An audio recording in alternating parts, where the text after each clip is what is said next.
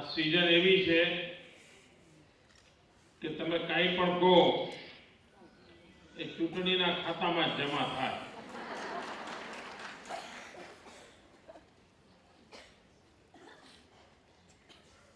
દરેક વાત ચૂંટણીના ચશ્માથી જોવાય બહુ સ્વાભાવિક છે.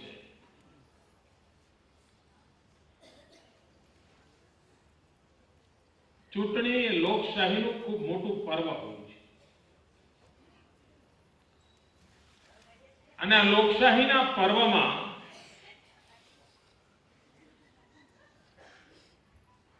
જાહેર જીવનમાં પડેલ દરેક વ્યક્તિનું કામ છે લોક શિક્ષણ કરવાનું, મત પરિવર્તન કરાવવાનું. ગઈકાલ સુધી એની પાસે એક માહિતી હતી, એક મત હતો.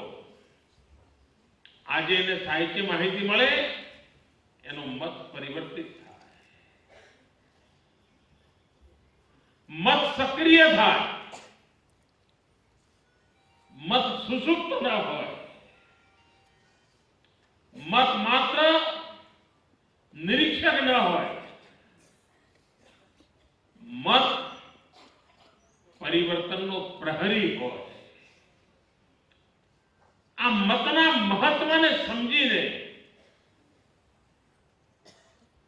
આ લોકશાહીના પર્વને ઉજવવું જોઈએ.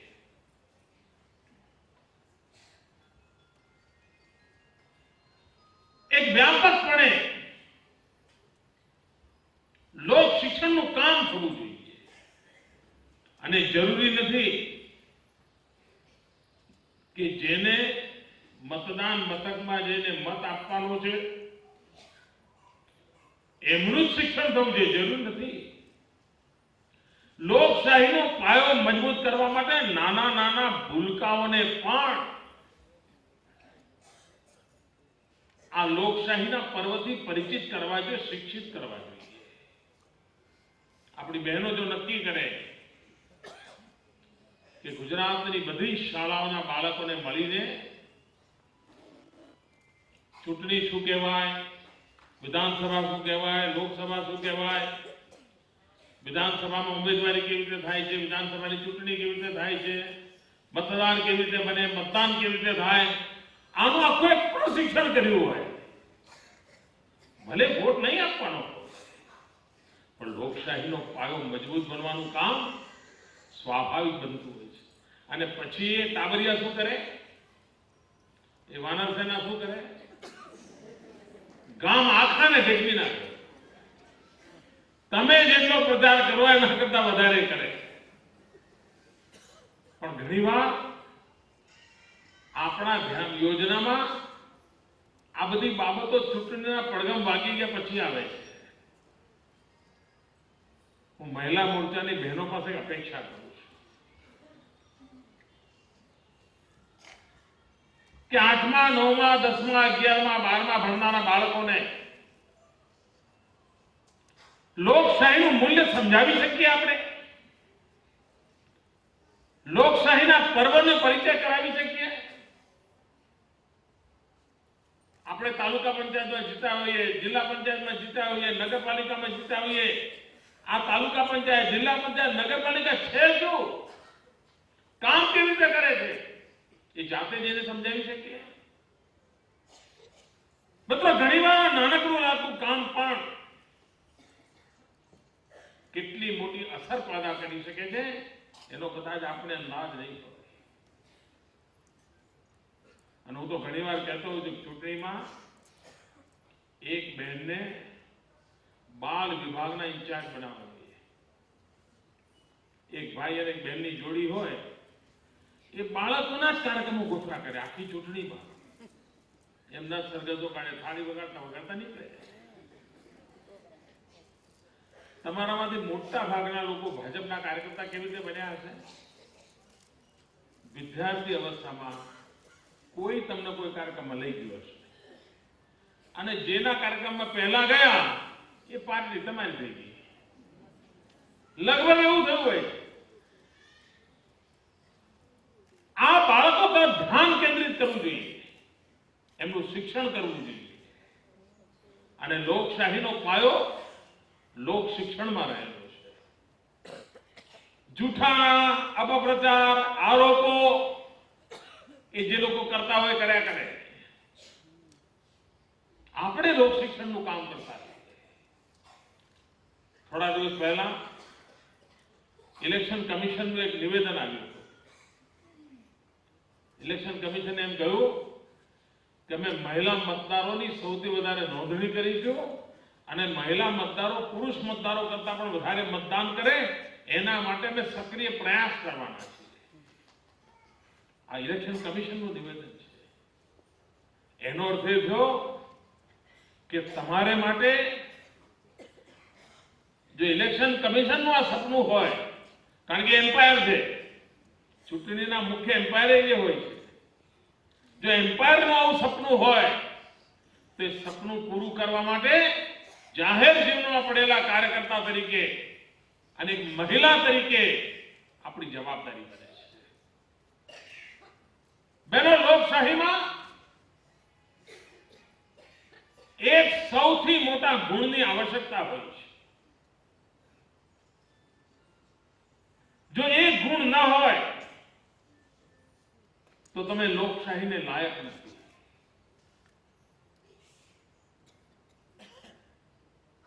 લોકશાહી તો જ બચાવી શકો જ્યારે તમે તમારા જીવનમાં એક ગુણને બચાવો. અને એ જો ગુણ તમારામાં ન હોય તો તમને લોકશાહીની કોઈ પણ પ્રક્રિયામાં ભાગીદાર બનવાનો હક નથી, એનું નેતૃત્વ કરવાનો હક નથી. એ લોકશાહીનો પાયાનો ગુણ કયો છે? એ પાયાનો ગુણ છે ટીકા સહન કરવાની તાકાત, સહિષ્ણુતા. જો તમે ટીકા સહન જ ન કરી શકો, તમારા કરતા વિપરીત વાત કોઈ કેમ તમને ગમે જ નહીં, તો તમને લોકશાહીની રખેવાળી કરવાનો કોઈ હક મળતો નથી. તમારી યોગ્યતા આના માટે પુરવાર નથી. હમણાં શું થયું? કેટલાક પત્રકારો જે સોશિયલ મીડિયા પર, ટ્વિટર પર ટ્વીટ કરતા હોય, કોઈ ફેસબુક ઉપર કોમેન્ટ લખતા હોય,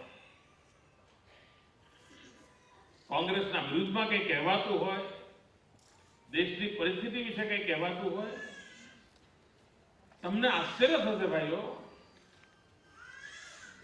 ભારત સરકારે આવા એકાઉન્ટ ઉપર પ્રતિબંધ મૂકી દીધો.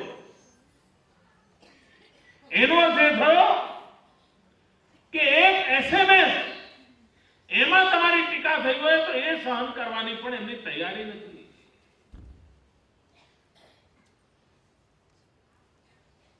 મિત્રો, હું 12 વર્ષથી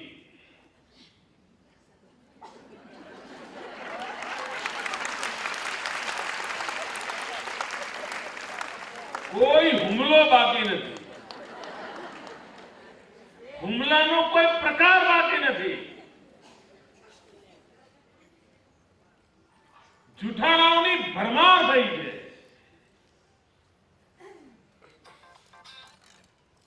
આટલા જુલ્મ થયા પછી પણ લોકશાહીની મર્યાદા ખાતર પ્રત્યેક જુલ્મને સહન કરવાની કોશિશ કરી છે. લોકશાહીને ખાતર એના માટે સામર્થ્ય જોઈતું હોય છે. ગઈકાલે કોંગ્રેસ પાર્ટીએ અધિકૃત રીતે એક સર્ક્યુલર બહાર પાડ્યો છે અને અધિકૃત રીતે સર્ક્યુલરમાં એમણે કહ્યું છે કે ગુજરાતની ગુજરાતી ચેનલ TV9 એનો કોંગ્રેસ બહિષ્કાર કરશે.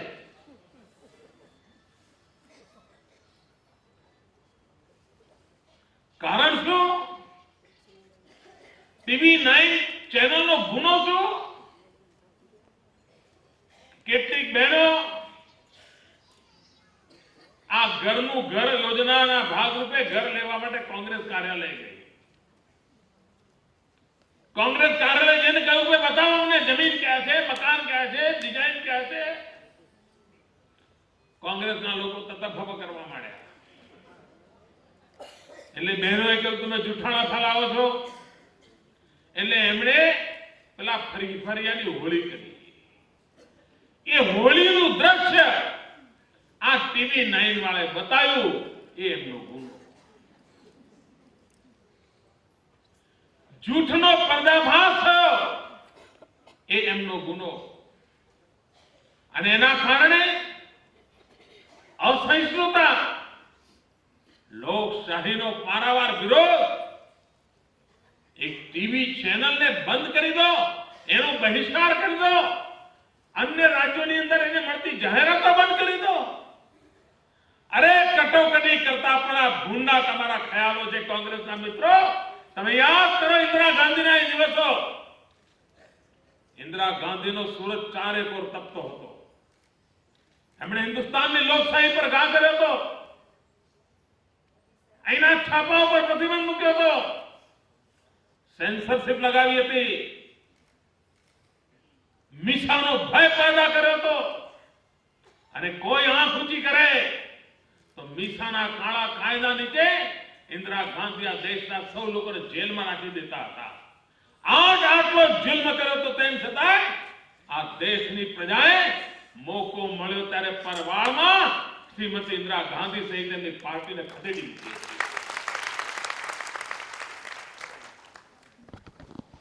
આ હિંમત તમારી અને તમારા મોડે લોકશાહી સોંપતી નથી. ઇલેક્શન કમિશનની જવાબદારી છે કે ભલે આચારસંહિતા જાહેર ન થઈ હોય, પરંતુ પ્રચાર માધ્યમોને આ પ્રકારે દબાવી દેવા માટેના દિલ્હીની સલ્તનતના પ્રતિનિધિઓ દ્વારા પ્રયત્ન થતા હોય તો ઇલેક્શન કમિશને સામે ચાલીને વચ્ચે આવવું જોઈએ અને આવા લોકોનો હિસાબ માંગવો જોઈએ. આપ કલ્પના કરી શકો છો આ ચૂંટણીમાં કેટલી ગંદકી ફેલાવવાની કોશિશ થવાની છે, કેટલો જુલ્મ કરવાની કોશિશ થવાની છે. ભાઈઓ બહેનો, કોંગ્રેસના લોકો ચૂંટણીમાં સૂત્ર આપે છે.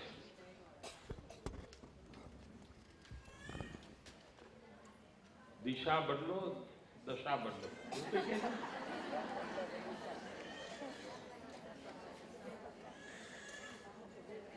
આ કોંગ્રેસની દિશાના કારણે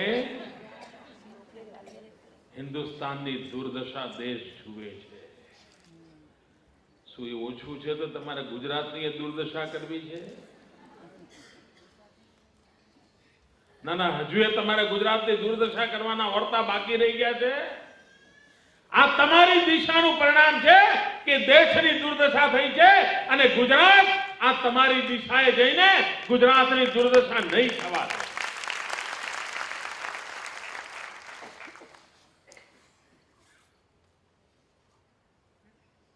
બહેનો, ગુજરાતની અંદર વિકાસના કામો તમારામાંથી કોઈને પણ ગુજરાત બહાર જવાનું થયું હોય અને તમે એમ કહો કે હું ગુજરાતથી આવ્યો છું, સામે વાળાનો કેવો પ્રતિસાદ હોય છે? ઓળ ગોળ થઈ જાય ને. આખા દેશને દેખાય છે, આખા દેશને આ કોંગ્રેસના લોકોને યાર જ દેખાય. કારણ એમણે જૂઠાણાના ચશ્મા પહેરી લીધા છે. અરે લોકશાહીમાં સત્યના આધારે ડિબેટ કરો, જૂઠાણા શા માટે ફેલાવો છો? અને પૈસાના જોરે અરબો ખરબો રૂપિયાની લાણી કરીને મોંઘી મોંઘી જાહેરાતો આપીને ગુજરાતના સત્યના દીપકને તમે બુજવી નથી શકવાના. ચૂંટણીઓ જયારે ડિસેમ્બરમાં આવશે ત્યારે ગુજરાતની જનતા આ કોંગ્રેસના કુકર્મોનો પણ હિસાબ લેવા.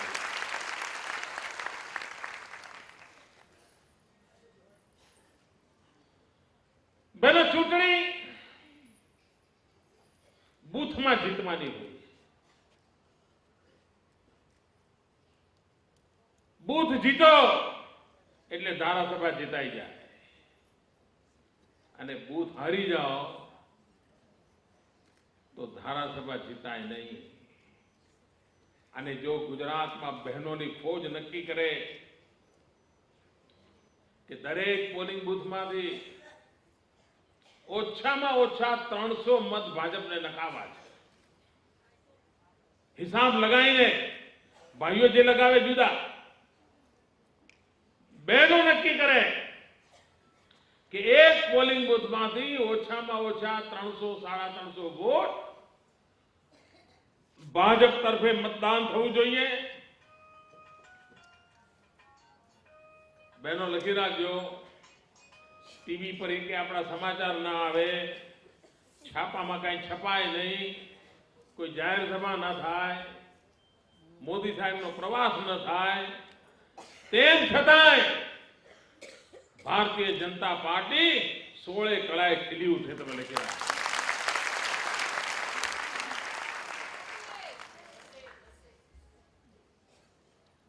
આ બૂથ ઉપર ધ્યાન કેન્દ્રિત થવું જોઈએ. ડિલિમિટેશનને કારણે જૂના બધા સમીકરણો બદલાઈ ગયા હશે. એ સમીકરણોને સમજીએ અને ગરીબમાં ગરીબ માનવી આ વિકાસની યાત્રામાં ભાગીદાર બને એના માટે પ્રયાસ કરીએ. આપ કલ્પના કરો, 1960માં ગુજરાત તરીકેની વિકાસ યાત્રાનો આરંભ થયો. 1960માં ગુજરાત બન્યું. 1960 થી 2000 40 વર્ષમાં આ રાજ્યમાં કુલ 10 લાખ ઘર આપવામાં આવ્યા. કેટલા કેટલા વર્ષમાં? કોની સરકાર હતી? કોંગ્રેસની સરકાર. 40 વર્ષ, ઘર કેટલા? 40 વર્ષમાં 10 લાખ ઘર. બહેનો, આપણે આનંદ થશે જાણીને, આ 10 વર્ષમાં આપણે 16 લાખ મકાનો, 16 લાખ મકાનો. અને હમણાં ગરીબ કલ્યાણ મેળામાં 5 જ કાર્યક્રમ થવાના છે. 5 કાર્યક્રમની અંદર 4.5 લાખ બીજા મકાન આપવાના છે. 4.5 લાખ. અને પાછું સર્વેનું ફરફર્યું નહીં, 21,000 રૂપિયાનો પહેલો હપ્તો દરેકને આપવાના છે. 21,000 રૂપિયા. હિન્દુસ્તાનમાં પહેલી વાર 0 થી 16 સુધી ગરીબીની રેખા નીચે જીવનારા ઘર વિહોણા પરિવારોને જમીનના પ્લોટ આપવાનું કામ પૂરું કરી દીધું. મકાન માટેનો હપ્તો આપવાનું કામ પૂરું કરી દીધું. હવે ઉપાડ્યું છે 17 થી 20 ગરીબીની રેખા નીચે જે લોકો રહે છે એનું કામ ઉપાડ્યું છે. અને આ 17 થી 20માં 4.5 લાખ ગરીબ પરિવારોને ઘરનું ઘર આપવાનું કામ પૂરું કરી નાખ્યું. વચન નહીં, અમલીકરણ કરી દઈશું. કોંગ્રેસ કેટલી હતાશ થઈ ગઈ છે, કેટલી નિરાશ થઈ ગઈ છે, એનો તમે પૂરો અંદાજ કરી શકો છો. હમણાં ગણથંભી વિકાસ યાત્રા ચાલે છે. એક મંત્રી રોજના 6 તાલુકા પંચાયતની સીટો કવર કરે છે.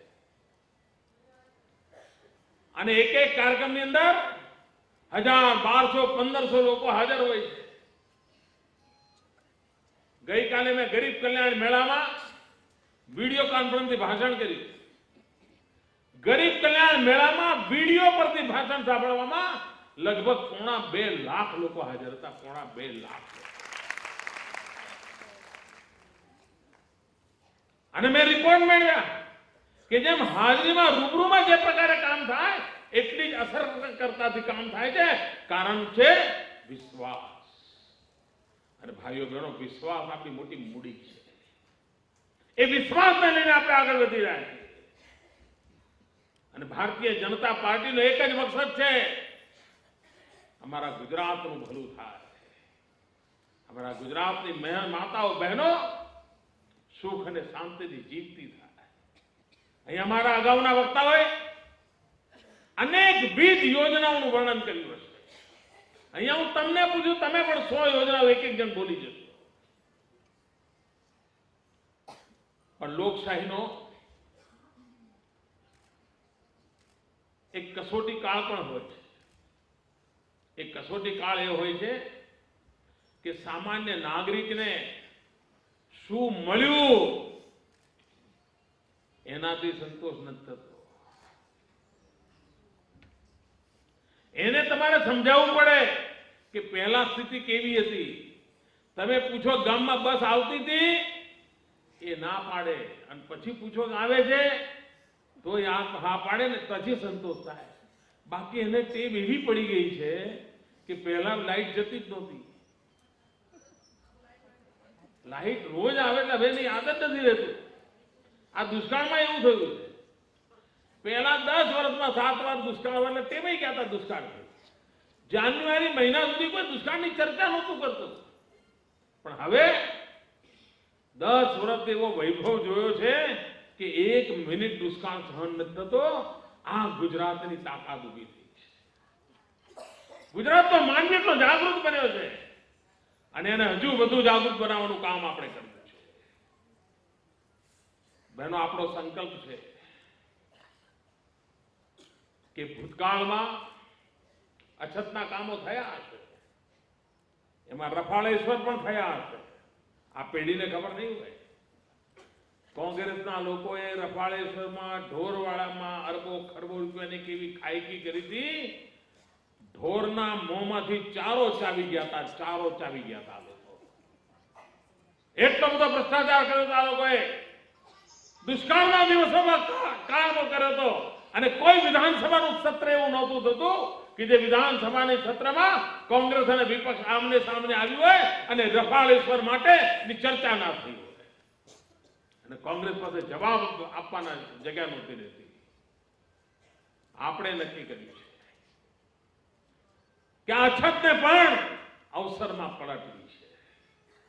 આ આફતને પણ ઉત્તમ વિકાસના કામ સાથે જોડવી છે.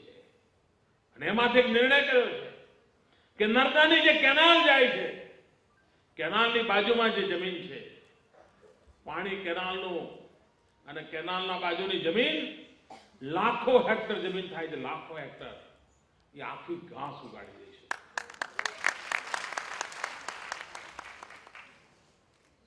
દુષ્કાળ નહોતો ને ખેડૂત જેટલું ઘાસ ખવડાવતો હતો ને, અને જેટલું દૂધ મળતું હતું એના કરતા વધારે ઘાસ ખવડાવે ને વધારે દૂધ મળે ને એવો દિવસ હું લાવી મૂકી દઈશ.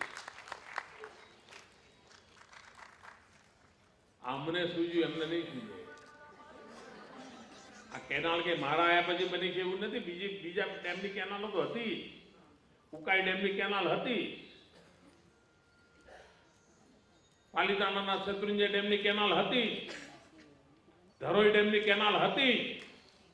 પણ એમને દુષ્કાળની અંદર કેનાલની બાજુનો જમીનનો ઉપયોગ થઈ શકે અને ત્યાં ઘાસ ઉગાડીને પશુનું પેટ ભરી શકાય, આ સામાન્ય સમજ એમના નહોતી. ભાઈઓ બહેનો, અગર જો સંવેદના હોય, પશુ માટેની પણ સંવેદના હોય, તો કેવી રીતે પરિસ્થિતિ પલટી શકાય છે એના ઉત્તમ ઉદાહરણ આપણું આપે. ગયા 15 દિવસથી આપણે કામ ઉપાડ્યું છે ડિસિલ્ટિંગ. જ્યાં પણ ચેકડેમ છે, જ્યાં પણ ખેત તલાવડી છે, જ્યાં પણ તળાવડા છે, જ્યાં પણ મોટા ડેમ છે અને પાણીના અભાવે, વરસાદના અભાવે પાણી ઉતર્યા છે, ત્યાં ખોદીને ફરી એ ડેમને ઊંડા કરી દેવા.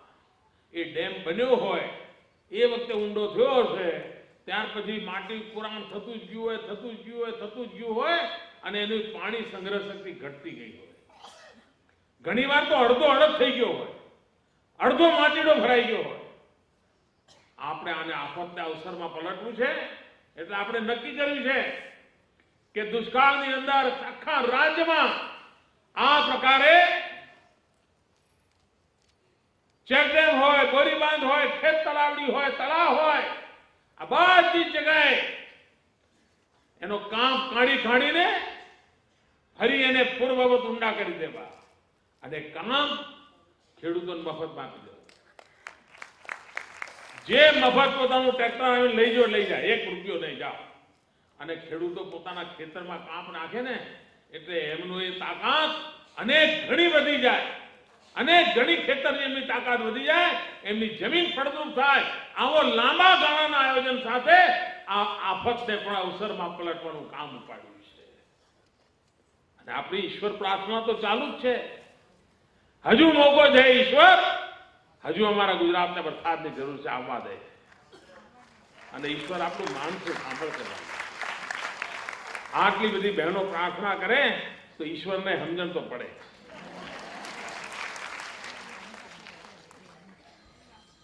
ભાઈઓ બહેનો, ચૂંટણીમાં બીજી કશું માનસિકતા જોઈએ, વિજયનો વિશ્વાસ જોઈએ, અનેક ષડયંત્રોને પાર કરીને નીકળવાનું સામર્થ્ય જોઈએ. જૂઠાણા, અપપ્રચાર, અફવાઓ એનાથી હલી જાય એ ભાજપનો કાર્યકર્તા ન કહેવાય. અરે આફતોની સામે સામી છાતીએ ઉભા રહે ને એનું નામ કહેવાય.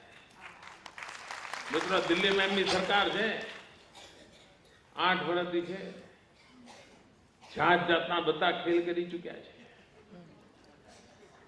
અને દૂર દૂર દૂર દૂર સેંકડો કિલોમીટર દૂર પણ ક્યાંક મેં ગોટાળો કર્યો હોત ને તો ક્યારનો હમણે મારો કચ્ચર ગાણ કાઢી નાખ્યો.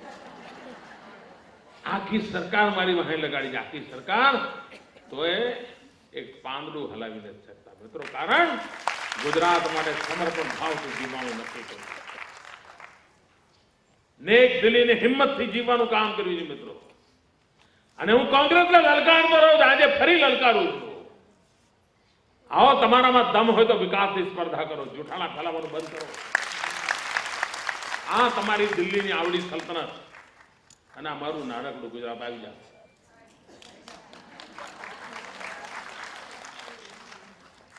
પ્રગતિ કોને કહેવાય, વિકાસ કોને કહેવાય, સામાન્ય માનવીની સુખાકારી કોને કહેવાય, એ તમને રંગે ચંગે પાર પાડી બતાવીશું. અને તમે રોજ સવારમાં હિસાબ લગાવો છો, હવે જેલમાં કોણ જશે, હવે કોનો વારો, હવે કોને બચાવવાનો, હવે બચાવવા શું કરવાનું. સવાર સાંજે કાર્યક્રમ ચાલે તમારો. દેશની સંસદ બંધ પડી છે, કોંગ્રેસના પેટનું પાણી નથી આવતું. એમને ચિંતા નથી કે લોકશાહીના મંદિરની અંદર આ બધા જ પક્ષો એટલા બધા પીડા અનુભવે છે, ત્યારે કોંગ્રેસને ચિંતા નથી, રતિભર ચિંતા નથી. મિત્રો, જો તમને લોકશાહીની ચિંતા ના હોય, દેશની ચિંતા ના હોય, તો પછી આ રાજગાદીઓ પર બેસીને પોતાના મોશોખ પૂરા કરવાના કામ બંધ કરવા રહ્યા.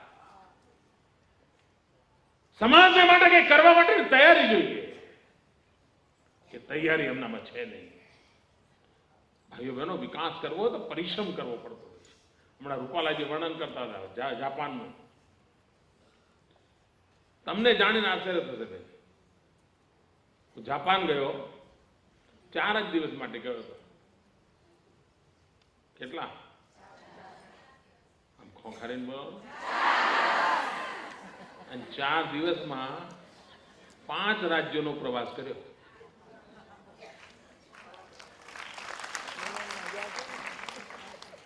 અને 67 મિટિંગો કરી.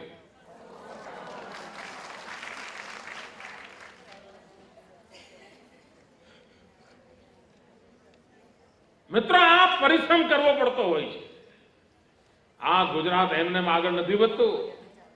એના માટે આ ભારતીય જનતા પાર્ટી આખી ગુજરાતના વિકાસને માટે ખપી ગઈ છે, ડૂબી ગઈ છે. ત્યારે આજે દુનિયામાં ગુજરાત ગુજરાત ગુજરાત થઈ રહ્યું છે. આ જૂઠાણા ફેલાવાથી શક્ય ન બને, અપપ્રચારની આંધળીઓ ફેલાવીને ન થઈ શકે. વિશ્વાસ પેદા કરવા માટે થઈને સમાજ સત્યને જોતું હોય છે. અમે સત્યનો આશરો લઈને ચાલ્યા છીએ.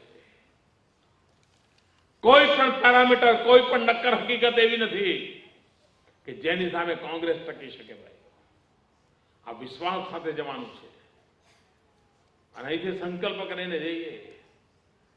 માત્ર વિજેતા થઈશું એવા નહીં,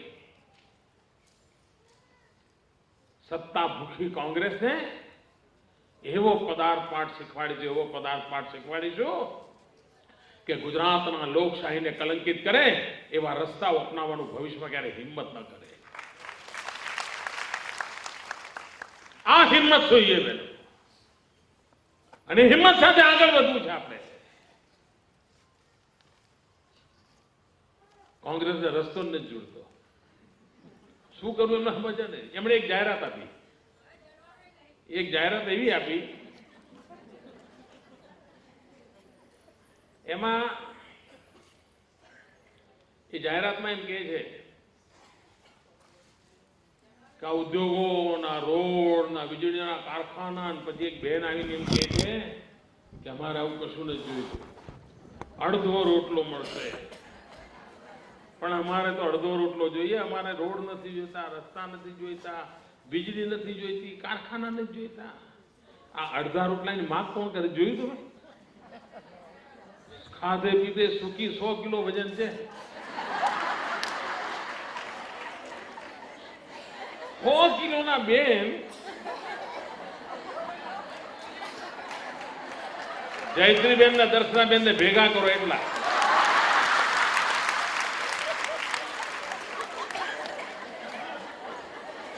એ અડધો રોટલો.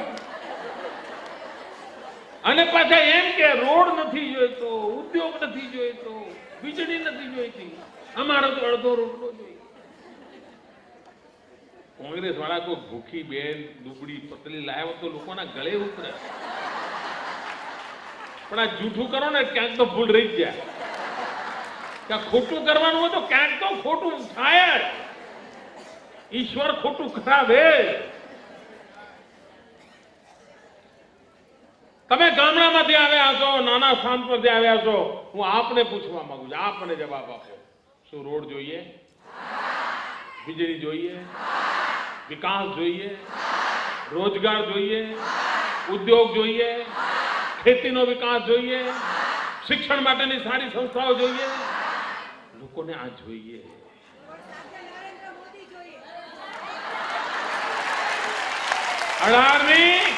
આ લોકો 18મી શતાબ્દીમાં ગુજરાતને લઈ જવા માંગે છે. આપણે ગુજરાતને 18મી શતાબ્દીમાં નહીં જવા દઈએ. 21મી સદીમાં ગુજરાતનો જય જયકાર થાય એ માર્ગે આપણે જવું છે.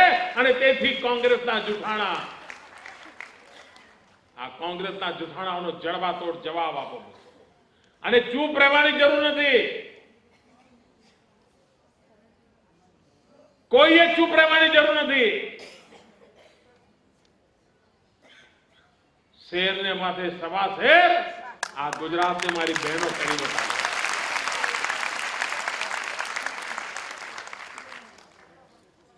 મને હમણાં ઘણા પૂછે છે, સાહેબ તમે કેમ કઈ બોલતા નથી? અરે જે રાજમાં આટલી બધી માતૃશક્તિ મારી રક્ષા કરતી હોય ને ત્યાં મારે કાંઈ બોલવાનું નથી. મારે બોલવાનો વારો જ નથી આવવાનો. આ બધા કાફી છે. આ વીણી વીણીને જવાબ આપે એવા લોકો છે.